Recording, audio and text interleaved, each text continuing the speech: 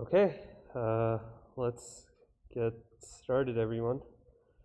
So today we have two different topics to cover.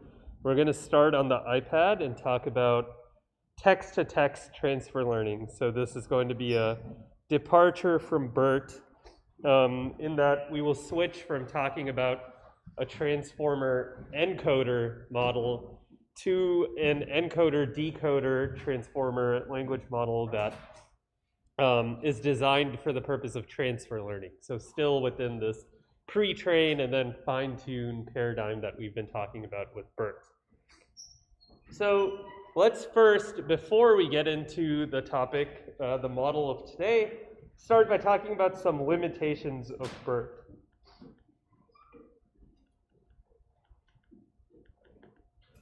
I guess at this point, before I go further, I forgot to mention some logistics things. So your project proposals were submitted on Friday, I guess, and we have broken them down into, so basically logistically how this works is that there's about 30 or 35 of these project proposals.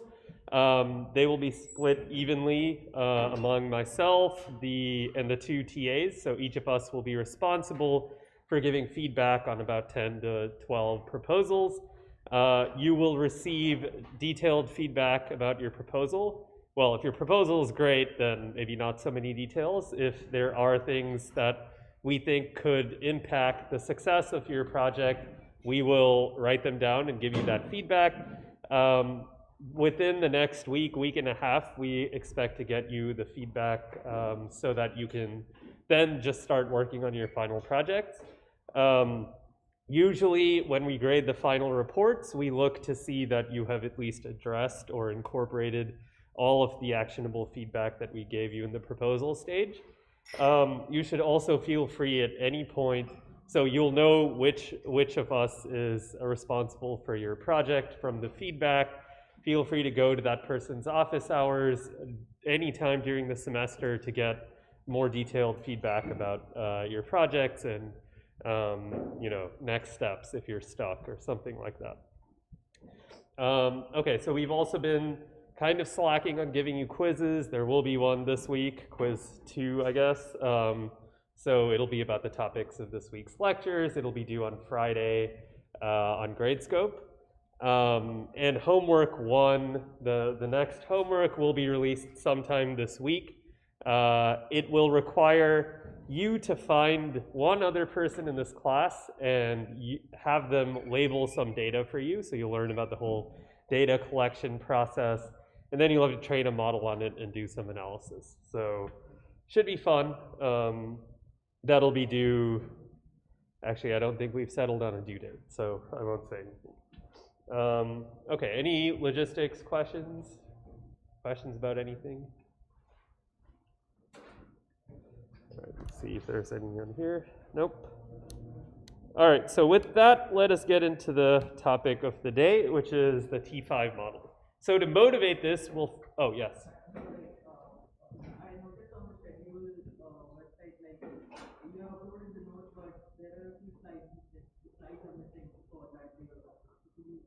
Oh, are the slides missing for some of the days?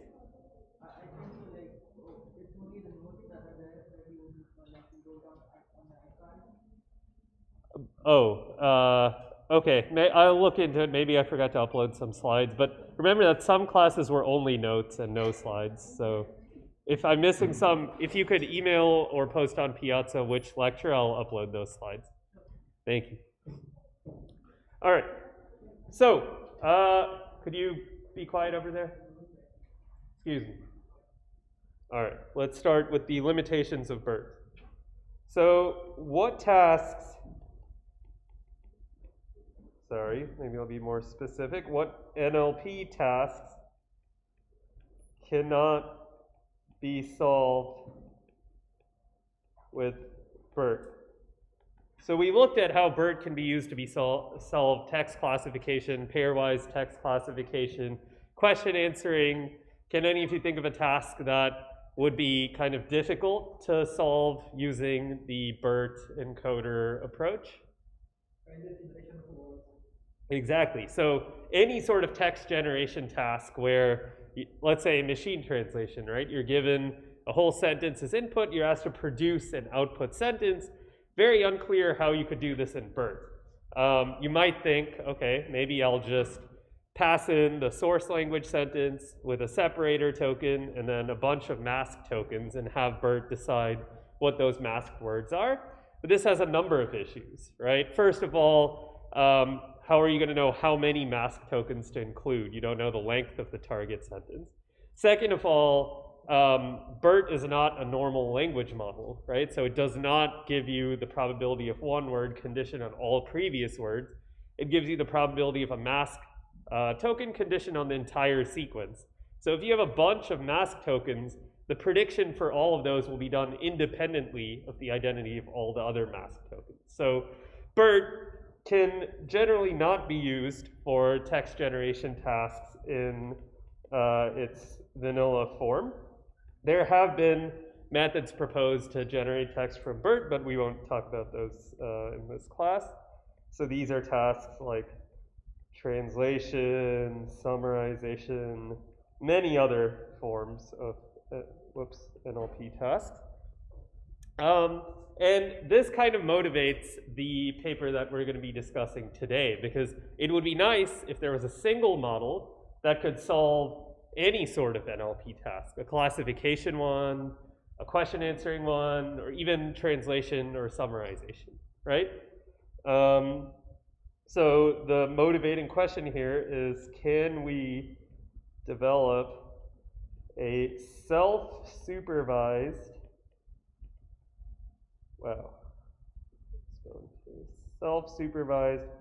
pre-training objective that covers all types of NLP tasks? So remember, when we're talking about a pre-training task, this is something that ideally we want to obtain labels for free from unstructured text, right, without any additional labels. And we want this objective ideally to include some sort of generation component. So we've already seen that language modeling can be one such objective. And the T5 paper essentially uses language modeling as a pre-training objective within an encoder-decoder setup. So in this class, we will come back to the different variants of the transformer that we discussed a couple lectures ago. Remember, there's a transformer encoder, which we saw in BERT.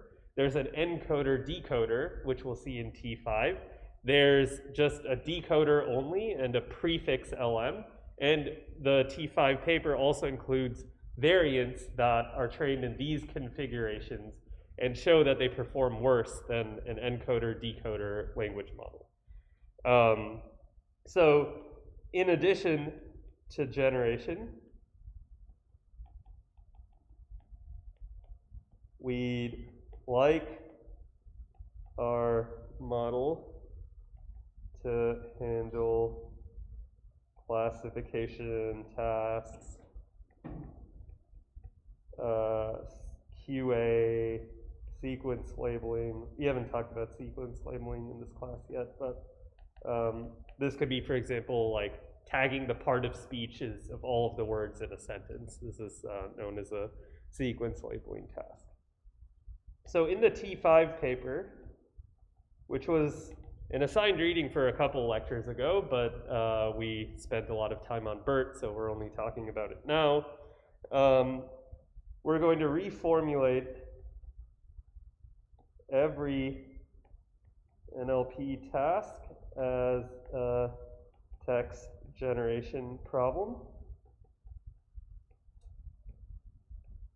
And hence the title text to text. So any NLP problem we can kind of frame as text in and text out. So in some cases, this doesn't make as much sense as in, like, for example, if I'm doing text classification, I get an input sentence and I want to decide whether it's positive or negative, it makes a lot of sense to use the BERT approach and just put a classifier on top of some representation of the sentence to predict positive or negative. The T5 approach would say, I'm going to put in an input sentence, and I'm going to generate a word following that input sentence. And this word is going to be generated over the entire vocabulary of all of the words I've ever seen, but we would like it to produce positive for a positive sentence and negative for a negative sentence. So this is not optimal if you're only concerned with a specific classification task, but this same formulation can be used to do machine translation, right? Because or summarization. For every single word, for every single input, you're actually generating either one word or a sequence to solve this task. So that's the general idea. So I'm going to switch back and forth between some figures in the paper because I think they're quite nice and explanatory, as well as writing out some of the details in this iPad. So I want to start by just explaining their pre-training task, like how can you pre-train an encoder-decoder model, and then we'll start looking at how you can use this to solve actual downstream tasks. So the input-output format for T5 is quite interesting, and it kind of follows from the masked language modeling approach of BERT. It's very similar. So I could have a sentence like students opened their books, right? Our classic sentence. And in masked language modeling, what I would do is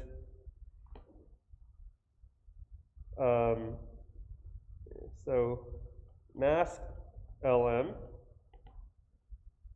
I would take this thing, oh, that's kind of cool. Actually, sorry, I just want to see what happens if I do this. Oh, I have to buy this?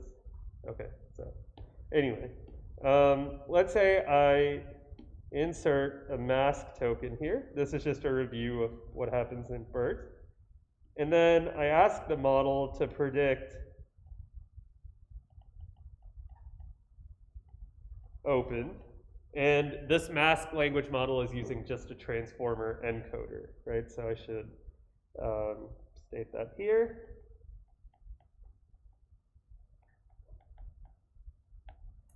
So in the T5 case, what I'm going to do is have my input sentence, and I'm going to decide, just like in BERT, I'm going to take 15% of these tokens, and I'm going to corrupt them somehow. So in T5, what happens is I might replace even contiguous words with a single mask token. So I could decide I could randomly decide to get rid of their books and replace it with what they call a sentinel token. And I could have multiple of these sentinel tokens. So in one sequence, I could have, for example, or maybe I can do this here. I could also get rid of students.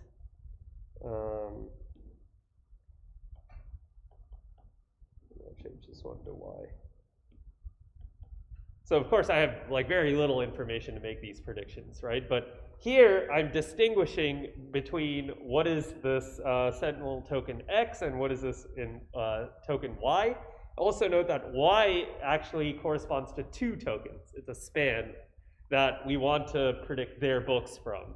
X here is only 1 word. So we do this corruption. We replace random words or spans with the sentinel tokens, which are kind of like mask tokens, but each one is unique. And you will see why that is in a second. So now, instead of just passing this through a transformer encoder and then having a classifier at the top to predict the identity of the mask tokens, in T5, let me move this down. we are going to put this through a transformer encoder. So remember, a transformer encoder, we have unmasked self-attention over the entire sequence, right? So this encoder sees all of the, every position has information about every other position in the sequence, and we get these 3 vectors. So now in BERT, I would just put a classifier over these vectors to predict what is X and what is Y. But in T5, we actually have a transformer decoder. And remember, a transformer decoder has masked self-attention and cross-attention as well, right? Unmasked cross-attention. So this thing is going to predict, given sentinel token X, whoops, let me put that in the other color. So essentially, let me write its outputs first. So basically, it will produce sentinel token X, make an arrow here, and then it will produce the word or words that are filling in the span. So here it would be students. And then we would have the second sentinel token Y, and it would produce the word or words associated with that token. So they're books, and then it would produce some sort of end of sequence token. So this decoder is trained to generate text. It's not grammatical text, right? It's trained to produce the sequence of sentinel token plus the word or words that should go into that sentinel token, then the next sentinel token, then the word or words that fill in that, and then an end of sequence token. Nevertheless, this decoder is predicting a sequence of words. So, and remember, this is just a pre-training task. So during fine-tuning, we can repurpose this decoder to produce a summary or a translation or a label in a classification problem. So remember that this decoder is going to be doing cross-attention over the encoder's final level or final layer hidden state. This happens at every block of the decoder. And remember that the inputs to this decoder are a sequence of tokens that are shifted over by 1. So we have this beginning of sequence token, right? Or start of sequence, I guess is what we used here. Given the start of sequence token, the model will produce sentinel X. Then, given sentinel X,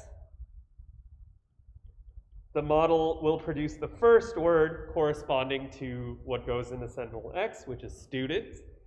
Then, given students, the model will produce sentinel Y, and so on, right? So basically, the input to the decoder is always a shifted over version of what it actually wants to produce, and that's so it doesn't cheat and see what it's producing in the next word. So we went over all of this when we were talking about language models in general. So the architecture here, nothing we haven't seen before. It's a transformer, encoder, decoder, language model, right? The only unique thing about this T5 approach is the data, right? So the data is this, the input is this corrupted sequence where some of the words and spans have been replaced with these fake tokens. And the output is basically what fills in the blank for each of these fake tokens. All right, any questions here? Yes. Yes, so that's a good question. Are the Sentinel tokens added to the vocabulary? Yes, so there are many different Sentinel tokens. I'm not sure how many, what the max limit is. It's probably in the paper somewhere. But these are each special tokens that are part of the vocabulary. Just like in BERT, how we had a mask token and a separator token that are not actually words but are part of the vocabulary. Here, these Sentinel tokens are part of the vocabulary. Other questions? All right, let's check on YouTube. Let's see, no questions. Okay, so now let's assume I pre-trained this model on a lot of data. I can do this, right? Because the labels here, whatever the decoder is producing, I already know, right? I created this through a corruption process that I control. So I can train this thing on as much text as I can get my hands on, just like in BERT, right? Or just like in any sort of language model. So now, how do I go about using this pre-trained model for a downstream task? So in general, let's just take a look at some pre-training and fine-tuning setups for this. So in the general form, the pre-training objective looks something like this. So I have a corrupted sequence. I pass it into my encoder. I'll use a different color for this. And remember, at pre-training time, we use a randomly initialized model to start with, right? So this is a transformer encoder, and then I have a transformer decoder, and my decoder is producing the missing spans. Right? So then, how does backprop work here? I mean, it should be clear. We've already discussed this, but basically, you backprop into the transformer decoder from the cross-entropy loss that you compute at the final layer of the decoder.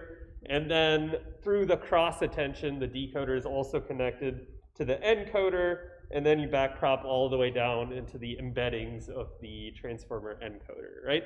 So this is the pre-training task. Backprop through encoder, decoder. Now, if I want to fine-tune this model and use it for, say, the pairwise entailment task that we talked about in the last class, so let's say fine-tune. I'm going to, as input, provide the two sentences. So something like, the dog walks, a special separator token. Again, this is part of the vocabulary, just like it is in BERT. The dog is sleeping. So these two sentences contradict one another, right? So in the BERT scenario, I would pass this through BERT, and then from the CLS token, I would put a classifier to predict contradiction, a three-way classifier, right? Between entailment, contradiction, and neutral. This classifier on this sentence pair would produce contradiction. So in T5, it's a little different. We pass this through our transformer encoder. And note that this encoder is initialized with the parameters from the pre-training step, right? So now in pre-training step, the parameters are initialized randomly. In the fine-tuning step, the parameters are initialized from the pre-trained model's parameters. So this encoder is initialized from here, and we also have a decoder. I don't know why I'm making these things even smaller. It's initialized here, right? So we're using the parameters from the pre-trained model to initialize our downstream model. And now this decoder should predict, it should generate the word contradiction, and it should then end the sequence. So it should generate the EOS token. So this step here, maybe I'll write this and highlight it. The decoder is actually generating the text of the label. So this is not a three-way classification problem. Not a three-way classification problem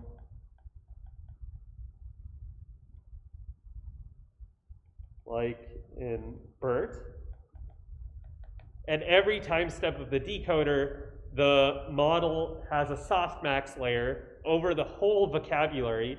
One of the words is hopefully contradiction, and the model is fine-tuned to place a high probability on that word and a low probability to all of the tens of thousands or 100,000 words in the vocabulary that are not contradictions. So this is much different than the BERT case, right? This model is generating the answer to a classification problem. And how does backprop work here? Well, here we are fine-tuning our model, right? So based on the signal, the cross-entropy loss computed over whatever the model predicted it generated. So this model could have generated something like the dog is happy, right? It can generate any sort of sequence. And if it did generate that, you would have some sort of error that you could compute against the ground truth sequence. You can backprop and fine-tune your model so that it adjusts all of its parameters to do better at predicting contradiction EOS the next time it sees this input. Okay, so I'll clarify on these arrows that this is related to parameter initialization. All right, any questions? Yes, oh, lots, okay. In this setup, does the decoder not assign equally high probability to words that have embedding similar to that of word contradiction? So the question is, in this setup, couldn't the decoder assign high probability to the words that might mean the same thing as contradiction or similar things but are not exactly contradiction? The answer is no, because in the fine-tuning step, you are providing the labels for this, this example, right? For all of the entailment training data that you have. So all of the output sequences are going to be of the form entailment EOS, contradiction EOS, or neutral EOS. No other words ever get any positive probability in the fine-tuning process. So the model will quickly learn that it should only ever produce these three words because anything else gives it huge error. So in practice, you will never see this model producing anything other than these three words.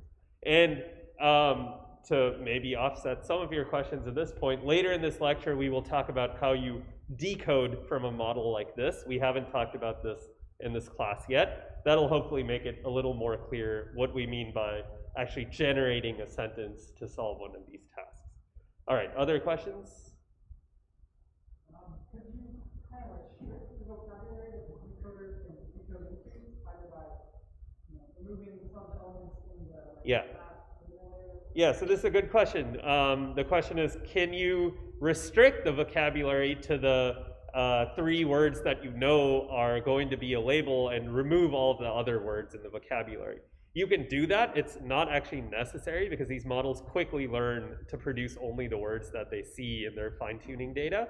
Also, in general, you might want a single model that can be fine-tuned to do multiple tasks, in which case you might want to keep the vocabulary open. For instance, what if you want your same model to be fine-tuned for entailment, but also for summarization, where it has to actually perform? So we'll talk about these kinds of setups more. They're also in the paper as well, like these multi-way single model but solve multiple tasks. But yeah, that's a good question. This is called constrained decoding, what you said. I mean, some of what you said, and we'll talk about it more in another lecture. There's a specific type of question answering problem where it's very useful. Yes? So my question is like instead of calling, what is the motivation behind that? Because we have a specific model to get the same thing there. But by doing the including the model transformer, we can do computation with more kind of expensive way. Yeah. So is it necessarily there or somehow any other benefit from that? Is your question, why do you have the encoder and decoder set up here? So we're doing the same work. Yeah, it's a good question. So we could have just a decoder and accomplish the same thing. Obviously, having just an encoder like in BERT, we couldn't solve a generation problem, right? That's why we shifted over to this setup. We'll look at the paper closely very soon and have an explanation for that. Basically, having the encoder and decoder have separate parameters gives you an empirical improvement on all downstream tasks compared to not having it. So it seems like having the separate additional parameters is very helpful here. Yes? So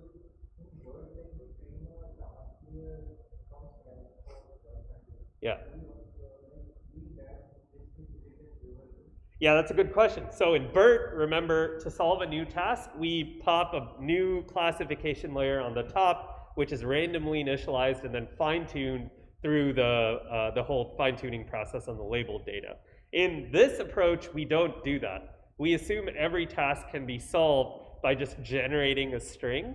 So there are no new parameters added to this model at test time, at fine-tuning time for any task. And in the next lecture on Wednesday, we will talk about different tokenization schemes, which will help make it clear how a model like this could handle any arbitrary input. Because you might be wondering what happens if a label isn't in the vocabulary of the model, then it can't generate it. That will never happen if you use a tokenization scheme that is very flexible and allows for encoding arbitrary inputs.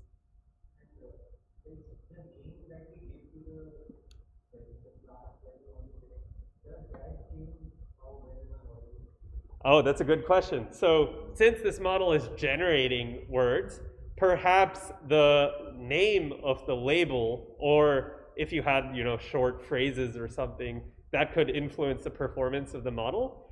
I don't know, actually. I mean, I think with a lot of fine-tuning data, it definitely doesn't matter because a model can just learn anything. With a small amount of fine-tuning data, I'm not sure, because maybe more frequently occurring words that are used as labels, the model might be more inclined to produce those. I think in general it probably doesn't matter, but it might be interesting to look into it. That's a good point. All right, let's see on YouTube. Will we update all of the parameters of the model in fine-tuning, or some of the layers will be frozen? Nope, in all of these cases, in BERT and in T5, all of the parameters are updated. We will talk probably next week about methods that do not fine-tune the entire model, and there's actually very interesting methods that leave 99.9% of the model unchanged and only either add a small number of new embeddings or add very, very tiny modules to specialize this huge language model to a new task. But in what I've described to this point, we are backpropping into every single parameter of the model. Yes?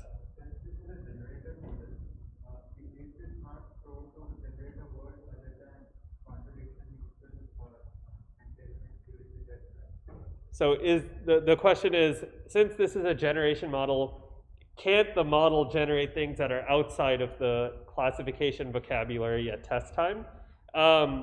Theoretically, yes, there's probably some non-zero probability mass assigned to all of those words, but based on the generation algorithms, the decoding algorithms we'll be talking about later in the class, it's very, very unlikely that this happens. You can also see in the experimental results in the paper that they are quite good. So that indicates that the model, from its fine-tuning data, learns to basically constrain its output space. Okay, last question.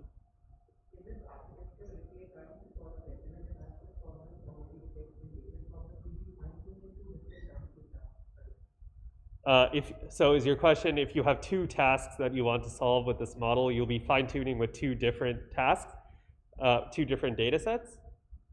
Yes. So actually, maybe this is a good time to look at the figure in their paper. Oh, I should make sure to switch this time. So this is their paper. It's a really nicely written paper, so I know a lot of you probably don't do the reading, but this one is definitely worth reading.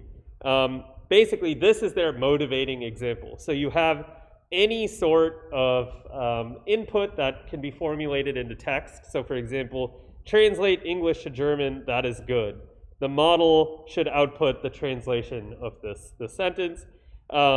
Or, this is more of a sentence similarity task. So this is kind of crazy, but you could give it two sentences. The rhino grazed on the grass. A rhino is grazing in the field. The task is output a score from 1 to 5. How similar are these two sentences? So this model could, in theory, generate the number 3.8. Again, we haven't talked about tokenization yet, so you might be wondering, how is it possible that 3.8 is in the vocabulary? But you can imagine that this is actually multiple tokens. So 3, the decimal point, and then 8, and the model is generating this sequence. And this is a binary classification task. COLA basically, is this sentence, the course is jumping well, is it an acceptable sentence or not? So the model should produce not acceptable here.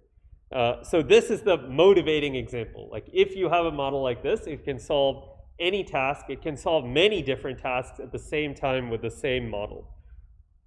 But what I wanted to show was,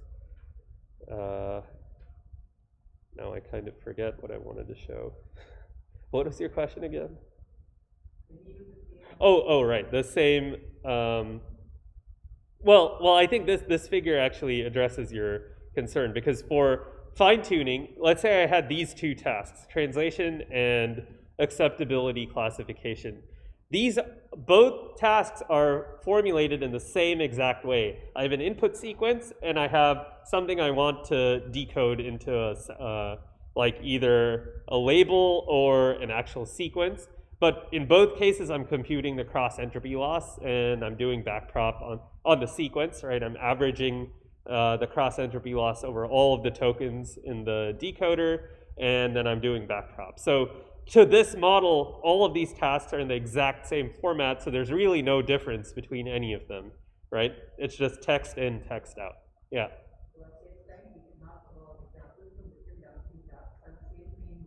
Yes. Yeah, so the question is, if you have a model that has been fine-tuned on multiple different tasks in this way, you can give it an example of any task, obviously paired with this kind of prefix that makes this task different from all the other tasks, and the model should be able to produce the answer that is associated with that task. So you can see how this, in general, is very cool, because you have a single model, the parameters are all the same, but yet it's learning to solve many different tasks at the same time. And this is going to be a theme that gets pushed to further and further extremes in the next week when we start talking about prompt-based learning. Okay. Right, so I was going to go back to the iPad to describe how to do this for translation, but I think it's pretty clear, right? I put this sentence as input to my transformer encoder, and then I ask my decoder to produce the translation. So this is how the model is fine-tuned on a translation data set. Okay, any questions about this? So one thing that we talked about before, so there are many aspects of this paper I wanted to touch on. Maybe we can actually start with the data set, the pre-training data set, because we haven't talked about the data for training any of these huge models yet. This paper does a good job of describing the data set. So they say they train models, so they train different sizes of this T5 model up to 11 billion parameters, which as of now is, fairly large. It's definitely larger than anything you can run or train by yourselves on Colab. But there are much bigger models available now too. And they pre-train their model on what they call the colossal clean crawled corpus, a data set of hundreds of gigabytes of clean English text scraped from the web. And they have described their data set, I think, in section 2.2. So this is a really, really nice section because it talks about all the challenges of dealing with this massive scale crawled data. So you might think there's a service like the Common Crawl. They run these crawlers. They get all the pages on the internet and put them in text versions. Let's just feed all of that through our language model. But most of this is garbage. It's like poorly formatted. There are many different languages included, and there's lots of duplicates as well. So they use the Common Crawl, which has been used, and they say it produces around 20 terabytes of scraped text data per month. So it's huge. But look at this. The majority of the resulting text is not language. It comprises gibberish or boilerplate text like menus, error messages, or duplicate text. And you just don't want to train your language model on this kind of stuff. So they applied all of this kind of pre-processing. They had to remove this lorem ipsum text, which I'm sure all of you who have made a website have seen before. I guess there's a lot of placeholder websites that no one bothered to actually make. They removed code. They did deduplication. They figured out what language each page was in. They filtered out all non-English pages. There is a follow-up work that we will talk about called multilingual T5 that is trained on a data set called MC4, which is a multilingual, colossal, blah, blah, blah, that has a lot of different data languages associated with it, but T5 is only for English. And you know, they go on and on. There's so much of this filtering that they do, and you can see that their final data set is about 750 gigabytes of reasonably clean. Like, it's still not feasible to say anything more than that. Yeah, so I also wanted to talk about some of the experiments that they did, because these are, we talked about BERT, right? BERT really advanced the state of the art on all of these different NLP data sets.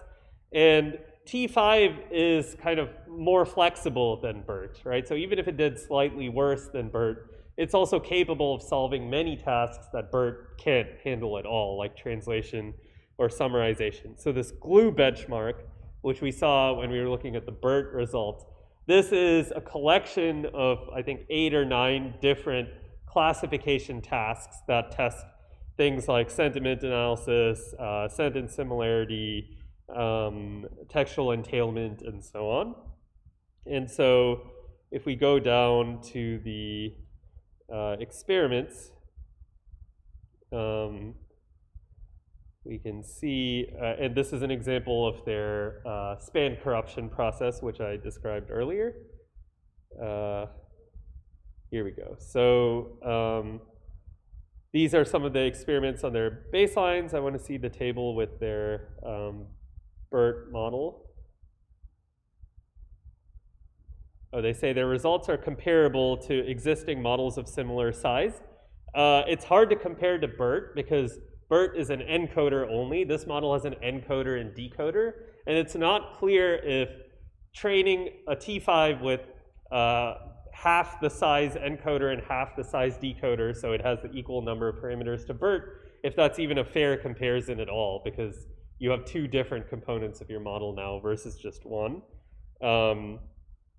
But I think they have a table that shows different variants of their model. Yeah, so this is the table I wanted to share. This is basically, they tried, in response to your question, they tried many different variants of T5. So the encoder-decoder approach, which is their main approach, and then they tried a language model. So here you have just a decoder, but it's doing the same sort of span corruption objective. So maybe to explain this, I'll switch back to the iPad really fast, and then we can get back to this table. So let me do that really quick. But I think this is a very important table because it puts together several different transformer variants that we've talked about in this class and directly compares them. So if I go back here,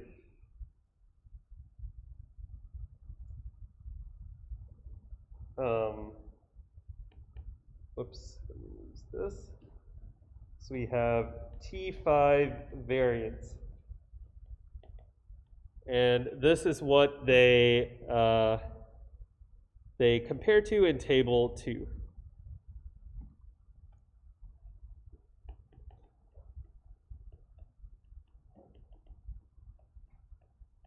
So let's say that this approach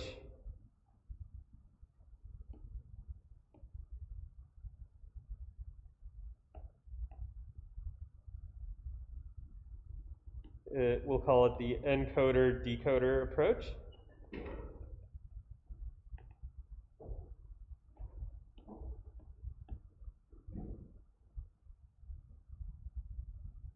Where they have the input going into the encoder and the decoders predicting the missing spans. But you could also imagine a decoder-only approach for the same task. So in the decoder-only approach, I don't want to do this, maybe I'll copy. Yeah, so I'll just write it out again. I have my input sequence.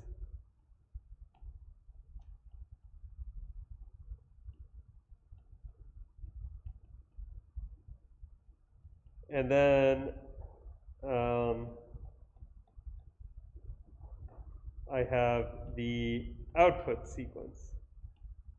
These are concatenated together.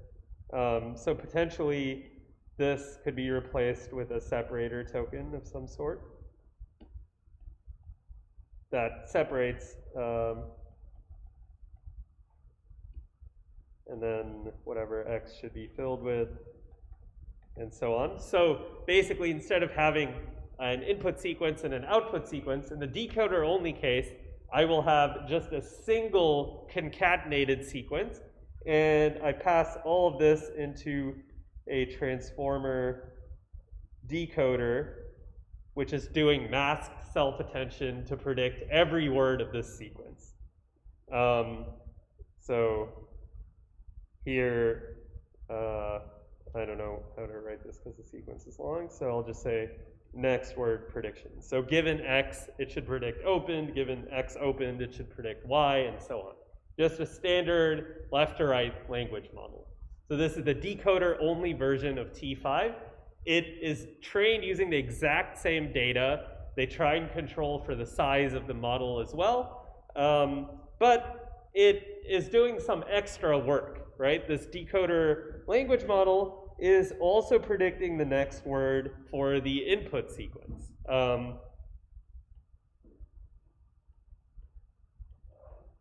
Also predicts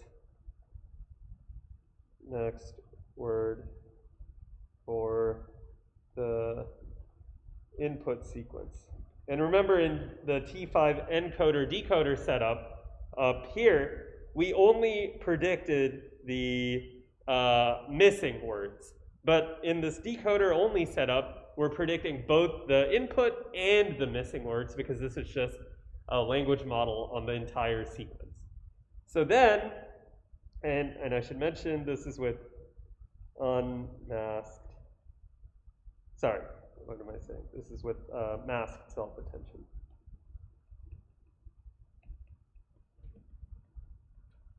So the last configuration they try is also one that we discussed before called the Prefix Element.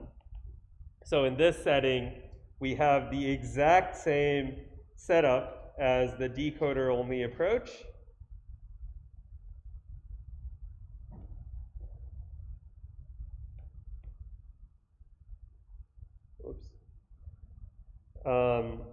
Except we're no longer using fully masked self-attention. We're using partially masked self-attention. And the difference is that this whole part, the input sequence, is always unmasked and never predicted. So we're not predicting the next word for the input sequence. But otherwise, this is still just a decoder language model. If we go back to the T5 paper, they show you the difference in the attention patterns, which we've also discussed. So we go up here. Yeah, they show you, if you look at these to the middle and the rightmost column, in the language model, we're doing the masked self-attention on, so like token 1 can only attend over itself, token 2 can attend over token 2 and token 1, and so on. In the prefix LM, this part, x1, 2, and 3, these are all part of the input sequence, so you see fully unmasked self-attention within these. And then y1 and y2, these are parts of the output, so we're actually going to do masked self-attention on this part of the input sequence. So there are 3 different configurations. Encoder, decoder, which is the thing that they eventually decided to go with, and just a normal language model and a prefix language model. They're all trained on the same data for the same objective of this uncorrupting the input sequence by filling in the spans. But it's interesting to decide which of these is the best for solving all these downstream tasks. So that's what they show in table 2. So encoder, decoder, that the star means that's the eventual model that they go with. 2p here in the parameters column means that the encoder and decoder each have size p parameters, that transformer. And so the total number of parameters in this model is 2p. But they also have a different encoder. Here you see 6 layers, where each of the encoder and decoder is half the size. And this is so that they can accurately compare to the language model and prefix element, which is just a decoder with p total parameters. So you can see that the language model, the fully masked self-attention, not including the prefix, is pretty bad overall, right? It's pre-trained, it has the same number of parameters, pre-trained with the same data. On this glue benchmark, it's almost 10 points worse than the encoder, decoder with 2p parameters, and it's like 6 points worse than the encoder, decoder model with the exact same number of parameters. So this suggests that doing the prediction of the next word on the corrupted input sequence is not a good idea for downstream performance. It means that the pre-training objective is much more useful when most of it is used towards predicting the missing spans rather than the text that is in the input sequence. The prefix LM, on the other hand, so this is where the language model is using fully unmasked self-attention on the input corrupted sequence and using masked self-attention on the missing span prediction. This one is actually pretty competitive with the encoder-decoder approach, right? It's even better than it on this glue task and doing pretty good on these other things. But in the end, they decide to go with the encoder-decoder approach. And they also show that this denoising objective, they call it, this is the predicting missing spans, this is superior to just normal language modeling where you have the entire uncorrupted sequence and you're trying to predict the next word. You can see that on glue, the encoder-decoder with 2p parameters trained to fill in missing spans is doing about 4 points better than the same exact model size and architecture trained for just next word prediction without any sort of corruption at all. So that, and maybe at this point we can take a step back and talk about why exactly is this denoising objective better for learning like linguistic properties about the input sequence than just normal left to right language modeling on a completely uncorrupted sequence. Does anyone have any ideas? What kind of regularization would this add?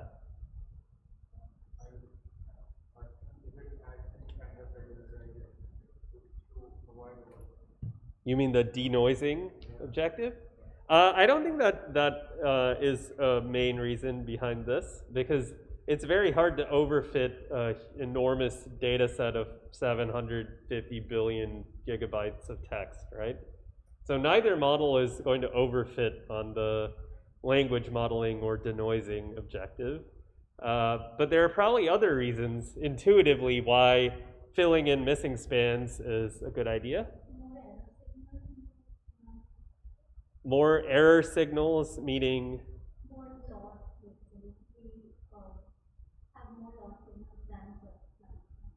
Well, so remember in language modeling, you get an error signal at every token of like how good your prediction of the next word was. In this case, we get an error signal at every token of the decoder. So actually for the same sequence, we get less of an error signal in this case because we're only predicting missing words. We're not, in language modeling, we'd be predicting every single word in the sequence. Any other ideas?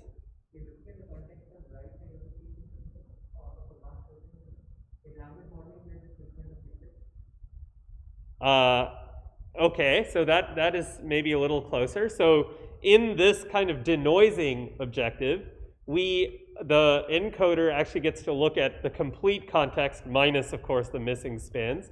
So context on both the left and the right side of the missing token, the sentinel token. Versus in language modeling, you only ever get access to information that came before the token that you're at. That could be part of the reason. Anyone else have ideas?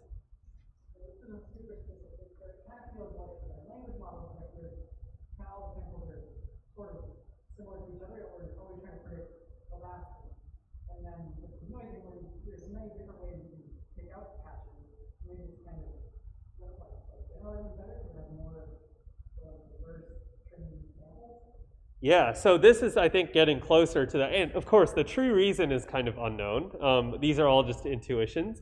But yeah, I think you're close to the denoising signal gives you far more diverse choices of basically like in language modeling, when predicting the next word, a lot of the time you might be predicting a very frequent word like the or some function word, which is heavily determined by the local context, right? This is why bigram or trigram models work so well. They work well without having access to a lot of words at all, right? But in this case, there is no local context that the decoder can rely on to predict the identity of the missing span, right? In the decoder, it has to basically have a good understanding of what goes into each sentinel token encoded somewhere in the encoder's final representations, and the decoder has to rely only on that to decide what the missing word should be. So it takes away a lot of the dependence on the local context to make these predictions. So in general, this denoising objective is just harder than the language modeling objective. It requires a more global understanding of the sequence rather than the next word prediction. So at least that is my theory about why this is better, but also what you said about having context on both sides is probably part of the reason as well. But in general, like pre-training objectives is an active area of research. It's just very hard to make progress because, as you can imagine, pre-training one of these models is extremely expensive. Even for Google, this is really, really expensive to do. They can't, like this table just costs so much to produce these numbers, right? Each of these configurations is quite expensive to pre-train on such a huge data set. So it's a lot of like exploration by intuition that's not guided by any sort of theory, as with most of this field. But, you know, that's what makes it fun too. Okay, so in the last 15 minutes or so, I wanted to transition to the slides. Okay, I guess this comment was corrected. So we've talked about generating from the decoder for a while now with both language models, encoder, decoder, prefix LMs, but we haven't actually talked about how you, at test time, produce a new sequence that you've never seen before. So that's what we're going to do here, because to understand how to use T5 or any sort of language model to generate text, you need to know how to decode from the language model. Remember, at test time, you don't have access to the ground truth text of what you want to produce. At training time, it's very easy. You already know what you're producing. There's no reason to decode from your language model. At test time, it's where it becomes a little more complicated because you don't actually know the ground truth next word. Now you have to rely solely on your predicted distribution. So in the spirit of T5, the encoder-decoder approach, let's just take translation as an example. But this could also apply, all of these algorithms apply to decoder-only language models as well. There's no difference. Any sort of language model uses the same decoding algorithms.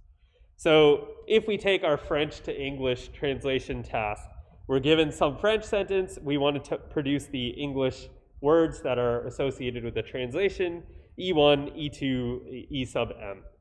Of course, our real goal is to compute the English translation, the sequence of English words that has the highest probability that our language model, our machine translation model, has assigned given this French sentence.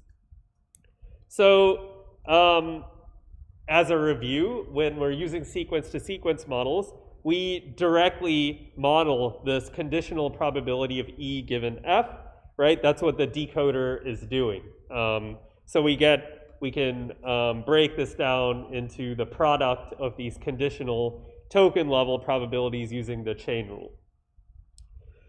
So we've already talked about all of this, so I'll skip it. So now we're talking about test time usage. So assume we've already trained this model, we've computed the cross entropy loss, we've done backprop, we've adjusted our parameters, our loss has gone down, we have a good model. How do we use it?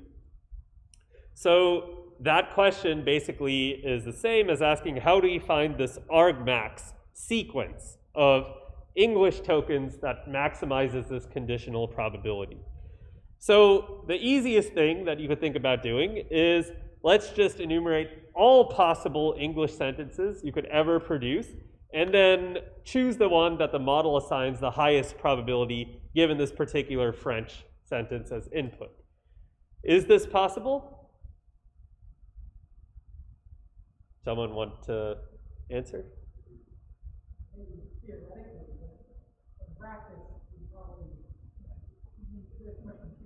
Exactly. So yeah, sure in theory, but in practice, you know, I have, say, a vocabulary of 100,000 tokens. I don't even know how long this translation could be, so you know, I'd have to enumerate all possible sequences potentially of any length, which is obviously not feasible. Even if I bounded the length, it still would be infeasible, right? So just way too much compute to do this. And so the simplest actual solution is to do something called greedy decoding. And this is very, very simple. So this picture down here represents the prediction of the sentence, the poor don't have any money, which I guess is the English translation of some French sentence that was input to this model. But we always start in our decoder with a start of sequence token, right? So the initial operation of this decoder is I feed in the start of sequence token. It does cross attention over all the encoder's hidden states, and it produces a probability distribution over all of the English word types in the vocabulary, right? So I get this probability distribution, and I now have to decide how do I choose a word to predict given this distribution. So in greedy decoding, I will always choose the word with maximum probability at this particular time step. So here, the word the had the highest probability, so I choose this word, and now I feed the word the into my decoder at the second position. So now I construct a new sequence, start of sequence the, and then given this new sequence and the French input sentence, I go through my decoder again. I get a new probability distribution for this position, the next word, and I select the maximum probability prediction, which is poor.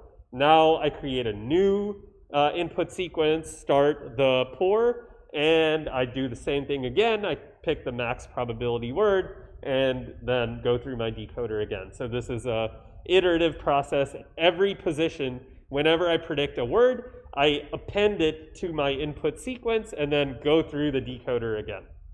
Does that make sense? So remember, at training time, all these predictions are done in parallel through masked self-attention. At test time, we do not have that luxury because we don't know what words come in the future. So this is actually expensive. At test time, I have to put each word in as a part of a separate sequence and decode that way. So can't actually save on computation here. All right, so what are some issues of this approach? Why would sentence coherence take a hit? Potentially. It kind of depends on how well the language model is trained, but your point is part of the answer. Does anyone else have a... Yeah, exactly. So if you make a mistake at any point, you can't go back and revise it. You're not considering multiple candidate sequences here. You have committed to whatever it is that you're producing. So if here you, instead of poor, said like mouse, you're locked into that. Your translation is going to be terrible and you cannot recover from this. So greedy decoding is very inflexible, and in practice it tends to lead to lots of artifacts, including repetition. So the model keeps producing the same thing over and over and over again. It can get stuck in these loops. In general, no one really uses greedy decoding, although it can be useful when you have a very, very large model. But all the models you're working with do not use greedy decoding for say, your projects. Okay, so beam search is a popular algorithm that many of you might have seen before, and it kind of allows us to consider multiple possible candidates instead of just one single sequence. That's the fundamental idea. You see here, explore several different hypotheses instead of just a single one.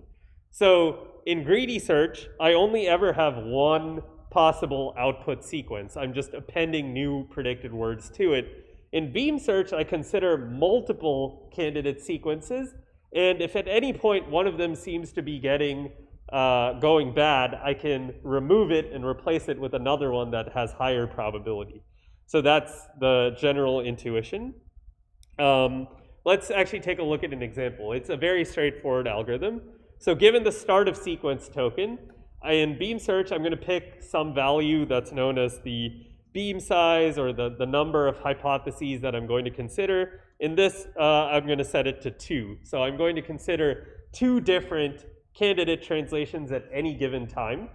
And so from the start of sequence token, have my probability distribution.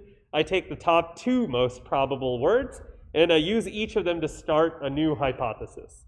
And these are the log probabilities that are shown here. So now I will decode, put both of these first words, the and into the decoder along with the start of sequence token, and get a probability distribution of the next word from each of these 2 candidate translations. Right? So starting with the, I get the most probable word is poor, and then people is next, and then starting with I get poor and person also. So now, since my beam size is 2, from all of these options, I'm going to choose the 2 most probable ones, and I'm going to discard the rest. So here I'm going to choose the poor and a poor, and I'm going to discard the people and a person. I'm not going to compute continuations of these prefixes anymore. And I'm just going to continue. So at every step, I'm going to expand both of my candidate hypotheses.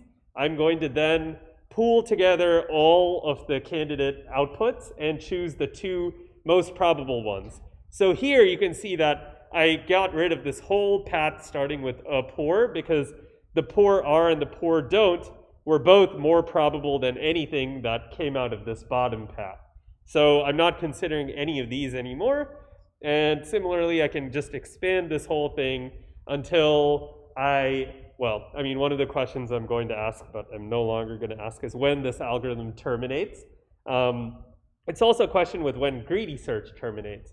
This is an important reason why we have the end of sequence token.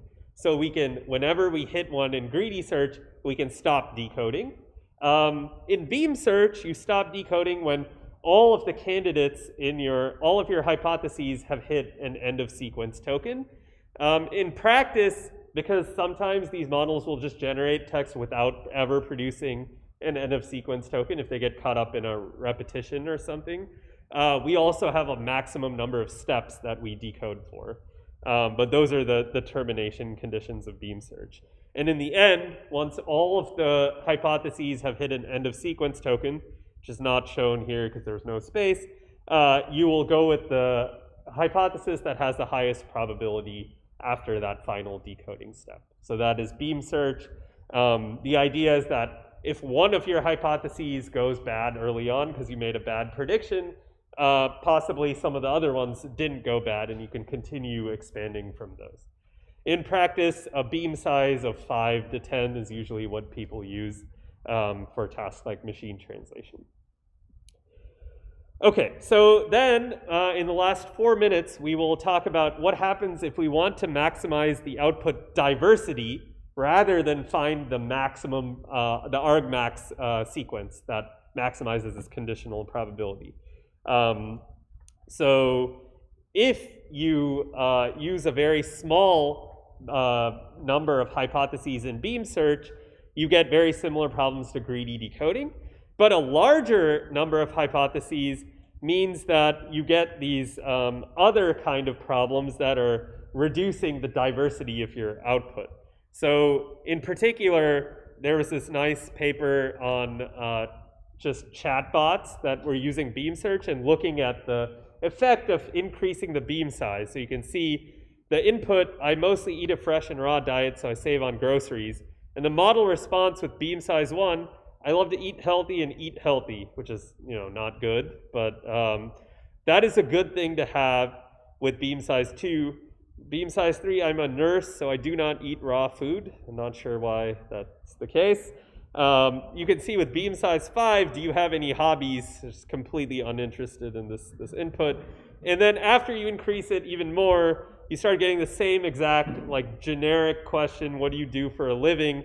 You can see in the slide it says, converges to safe, correct response, but it's generic and less relevant. So sometimes in these tasks, you might have a response like, I don't know, or in this case, what do you do for a living, that generally apply to many different inputs, and they're just assigned high probability no matter what. The model can find those and start producing them with, especially with higher beam sizes. This is kind of like an empirical phenomenon. And this motivated the creation of sampling-based algorithms that actually give you some sort of diversity in the output. So in sampling-based algorithms, instead of selecting the most probable or the k most probable tokens at each position, you are going to sample from the distribution. So in pure sampling, you will randomly sample from the full predicted distribution, but this just turns out to be terrible because if you sample at any point from the tail of the distribution, you're going to get something that is ungrammatical or irrelevant or incoherent, and this is not doing beam search. So once you make a decision, you're stuck with it. So what people in practice do is they sample from the top n most probable words in the predicted distribution. So you can say, I'll take the top 50 words that the language model thinks are most probable, and then I'll randomly sample from those top 50 words using the probabilities as weights to basically say, how often should I sample this word? And you can increase the number of words that you sample from to get more diversity. You'll get some lower probable words here. So you can see you increase n, you get more diverse or risky output. Decrease n to get safer output. So the general idea is instead of picking the most probable word, you instead sample from a set of high probable words, but maybe not always get the max probable word. So I'll just end with an example. This is one of your assigned papers, the curious case of neural text generation. An unprecedented number of mostly young whales has become stranded on the West Australian coast since 2008. The number of stranded whales has increased by more than 50% in the past year, with the number of stranded whales on. So all of this was given to the language model. And then with beam search, you can see that it immediately repeats itself, increased by more than 50% in the past year. The number of whales stranded So it basically just repeats the same thing over and over again. This is with beam size of 15. With pure sampling, we get the Australian Food Safety Authority has warned Australia's beaches may be revitalized because seabirds and seals have been on the move. Then it starts talking about the airport and bats and whatever that is. So it's just not very relevant to the input context, which I think is just this bold thing, sorry. The blue text here is a repetition. They're highlighting repetition. Now you can see what happens with sampling from the top most probable words. So here they take the 640 most probable words and sample from that at every position. You can see it says pumping station number 3 is shut down, so it's not relevant. It produces this URL and some other stuff. With a lower value of k, so the number of words that you are sampling from, it is not so bad, although it says the whale died after being sucked into the ocean, which is, interesting. And then the algorithm that is proposed in this paper is essentially a dynamic way of selecting at every position how many of the most probable words do you sample from. And it's based on the probability mass. So you pick a value that allows you to cover like 95% of the probability mass in that distribution. And this one seems to be pretty good, although towards the end it starts making up different animals instead of whales. So in general, none of these algorithms are perfect, but if you're interested in a good balance between diversity and also relevance to the input, most people nowadays use nucleus sampling with, you can tune the value of p as a hyperparameter. So for any of you working on text generation projects, should definitely consider this. For tasks like translation, where faithfulness is you can't really hallucinate a word and get away with it in machine translation. So people tend to use beam search instead of any of these sampling-based approaches. All right, so on Wednesday we will talk about tokenization, and there will be a quiz that goes out today and is due on Friday. So see you on Wednesday.